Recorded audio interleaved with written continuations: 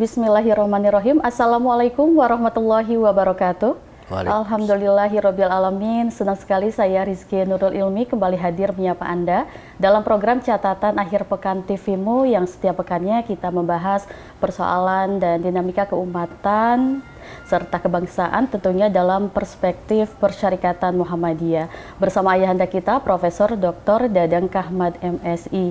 Dan pada kesempatan kali ini kita akan membahas mengenai perlindungan negara pada anak kasus gagal ginjal akut. Seperti yang kita ketahui juga Kementerian Kesehatan Republik Indonesia akhir-akhir ini sudah mencatat per 24 Oktober terdapat 255 anak yang mengalami gagal ginjal akut dan sekitar 143 diantaranya meninggal dunia. Sejauh ini kasus gagal ginjal akut pada anak diduga terkait dengan cemaran etilen glikol pada obat tertentu yang saat ini sudah teridentifikasi.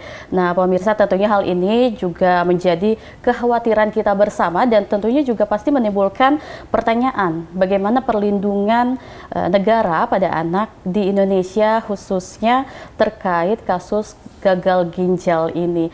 Dan pemirsa, untuk membahasnya lebih lanjut bagaimana Muhammadiyah juga memberikan tanggapan terkait hal ini, kita langsung saja berbincang dan menyapa ayahanda kita yang sudah bersama kita secara langsung.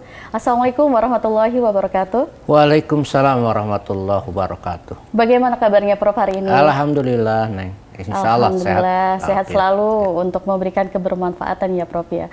Prof, terkait tadi hal adanya kasus gagal ginjal di Indonesia yang akhir-akhir ini tengah ramai begitu Prof. Bagaimana tanggapan dari Muhammadiyah sendiri Prof? Ya, saya kira satu hal yang menyedihkan ya, bahwa terjadi satu malapetaka yang menimpa anak-anak balita, yaitu gagal ginjal akut. Artinya gagal ginjal yang bukan terminal, gagal ginjal yang terjadi secara tiba-tiba dan biasanya yang kalau memang akut seperti itu bisa disembuhkan. Tetapi kalau lihat kematiannya sampai 143, 56% dari jumlah populasi yang terkena gagal ginjal menurut data Kementerian Kesehatan itu menurut saya sangat mengkhawatirkan. Perlu warning, bahkan menurut saya lampunya sudah bukan lampu kuning lagi, lampu merah, ya, karena sudah seluruh provinsi terkena oleh penyakit seperti ini.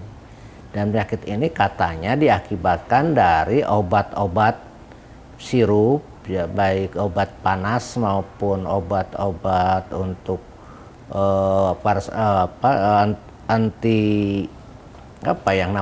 antibiotik yang memakai campuran dari zat-zat tertentu untuk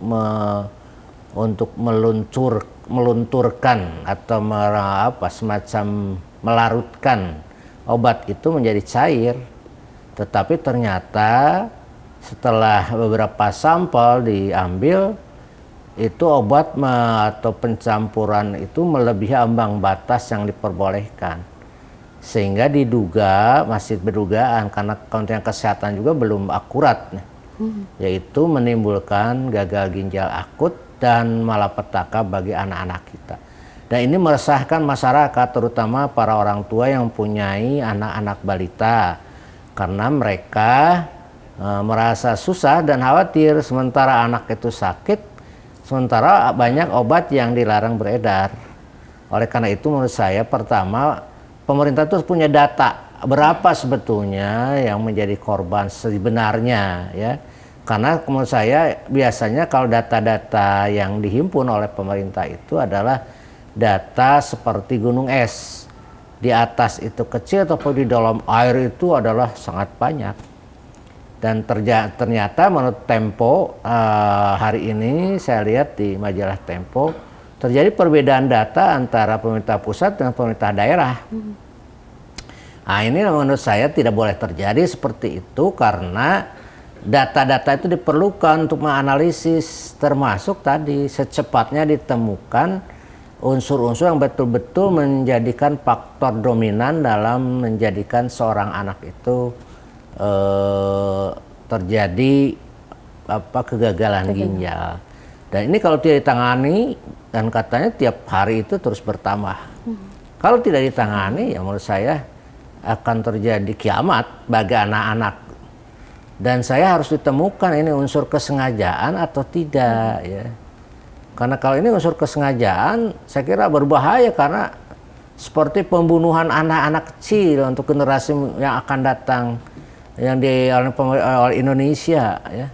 Nanti akan terjadi pemotongan satu generasi. Nah ini makanya menurut saya sekarang alhamdulillah kepolisian juga sudah turun tangan dan mereka diperintahkan oleh Kapolri untuk mendeteksi di seluruh Kopolda, mendeteksi, mendata semua korban-korban dari anak kecil yang kena dengan oleh gagal ginjal akut. Baik, Prof. Berarti juga dari kejadian ini atau kasus gagalnya ginjal akut pada anak berarti ada kecolongan begitu ya, Prof, ya, dari Kementerian Kesehatan atau Dinas Kesehatan? Ya memang bukan kecolongan lagi, ya tidak diawasi saja. BPOM mengeluarkan izin peredar obat kan harus berdasarkan pada pengujian. Tapi kenapa ini kok bisa lolos? Nah, baru setelah kejadian korban yang banyak, mereka baru sadar. Saya kira ini tidak bisa seperti itu. Pengawasan terhadap keamanan bangsa ini harus semuanya mungkin oleh bom nuklir tidak mungkin, ya, oleh peluru tidak mungkin, penyerangan senjata tidak mungkin, tapi penyerangan dengan cara peluru yang halus seperti ini kan bisa. Baik, Prof. Maka bukan saya mengedukan kecurigaan, tapi perlu ada kecurigaan. Oleh karena itu usut tuntas hal ini sampai secara terang benderang obat apa yang menyebabkan terjadi seperti ini, campuran dari zat kimia apa, yaitu yang dicampur pada obat-obat itu sehingga mengakibatkan kejadian seperti ini. Dan ini menurut saya harus menjadi bahkan kalau perlu yang jadi korban itu semacam mengajukan ke pengadilan tuntutan. Betul. Tentang kenapa terjadi kelalaian seperti ini. Jadi tidak bisa mereka mengelak apa-apa, ya, dalil apa-apa, ini sudah terjadi dan itu sudah terbukti. Makanya saya mohon kita di laboratorium-laboratorium yang dimiliki oleh universitas-universitas maupun Departemen Kesehatan secara serius lah mengungkap penyebab utamanya, dari mana, apa motif-motifnya seperti itu harus sampai tuntas, ya, supaya kita secara terang benderang bisa membuat analisis. Gitu. Baik, Prof. Dari kejadian hal ini Muhammadiyah sendiri adakah rekomendasi untuk pemerintah khususnya Kementerian Kesehatan ataupun BPOM, Prof? Namun bisa dijawab setelah jeda berikut. Tetaplah bersama kami pemirsa di Catatan Akhir Pekan TV-mu.